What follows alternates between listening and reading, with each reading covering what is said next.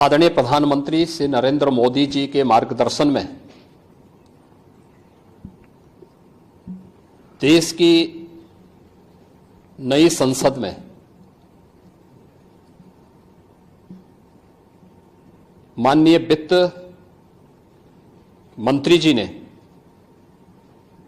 देश का आम बजट प्रस्तुत किया है।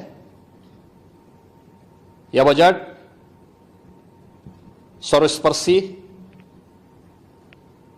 सर्वसमावेशी, विकासोन्मुख 140 करोड़ भारतवासियों की आशा, आकांक्षा और अमृत काल के संकल्पों को पूरा करने वाला सिद्ध होगा। आम बजट 2024-25 आत्मनिर्भर एवं विकसित भारत के निर्माण का एक आर्थिक दस्तावेज है। इस आम बजट में अंत्योदय की पावन भावना, विकास की असीम संभावना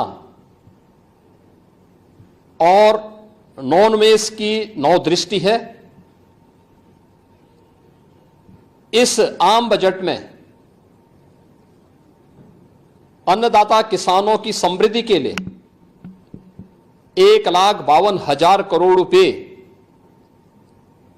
कृषि और सहायक सेक्टर के लिए,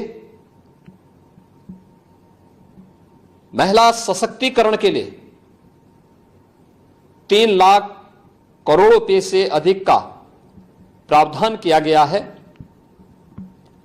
स्वाभाविक रूप से आधी आबादी, देश के सबसे बड़े राज्य उत्तर प्रदेश की आधी आबादी इससे सर्वाधिक लाभान्वित होने वाली है, और खासतौर पर तब जब उत्तर प्रदेश 2020 से ही मिशन शक्ति के कार्यक्रम को प्रभावी ढंग से यहां पर जमीनी धरातल पर उतार रहा है।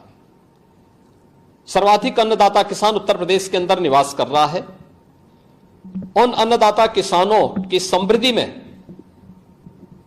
आज संसद में प्रस्तुत आम बजट बड़ी भूमिका का निर्वहन करने वाला है। युवाओं के लिए लाखों नौकरियों के साथ साथ मध्यम वर्गीय परिवार के लिए प्रत्यक्ष कर यानी इनकम टैक्स में जो नए टैक्स स्लैब की घोषणा हुई है, ये सभी अभिनंदनीय है, स्वागत योग्य है। इस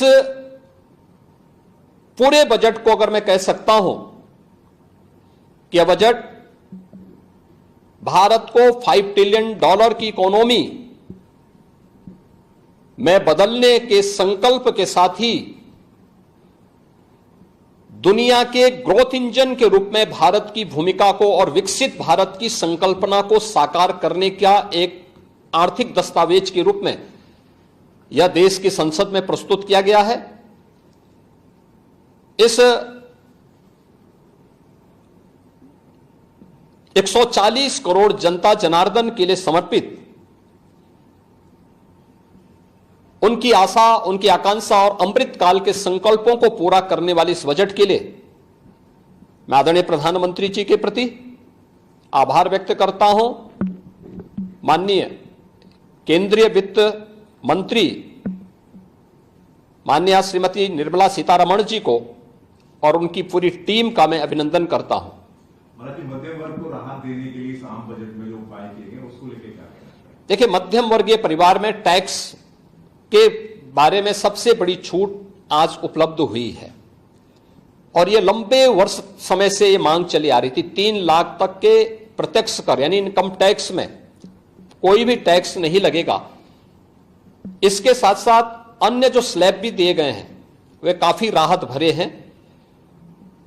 अलग अलग सेक्टर के लिए जो प्रावधान किए गए हैं, गांव के लिए, गरीब के लिए, किसान के लिए, नौजवान के लिए, एमएसएमई सेक्टर के लिए, ये लाखों नौकरियों को क्रिएट इससे होगा। इंडस्ट्री के लिए जो प्रावधान किए गए हैं मुझे लगता है ये सभी स्वागत योग्य हैं और नौजवानों के लिए, समाज के हर तबके के लिए, महिला सशक्तिकरण के लिए, अन्नदाता किसानों के लिए, सभी तबके के लिए जो कुछ भी प्रावधान इसमें किया गया है, मैं कह सकता हूं कि यह राम राज्य की अवधारणा को साकार करने वाला एक सर्वस्पर्शी, सर्वसमावेशी और विकासोन्मुख बजट के रूप में यह मोदी 3 का यह पहला बजट जाना जाएगा।